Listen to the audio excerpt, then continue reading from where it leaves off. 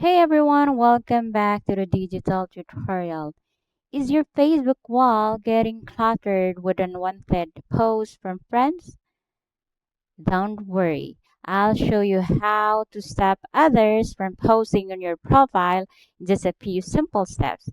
Let's take control of your Facebook privacy. So let's dive right in and open your Facebook app and tap the menu icon in the bottom right. Then scroll down and tap Settings and Privacy, then tap Settings.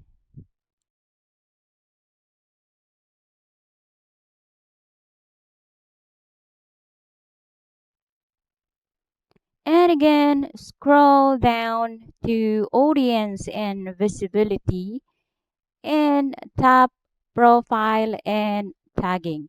This is where you manage who can post on your profile. So here we are. Now tap Who can post on your profile. Under Who can post on your profile, tap it and choose Only Me. And that's it. No more surprise posts from friends. And just like that, your wall is clean and private.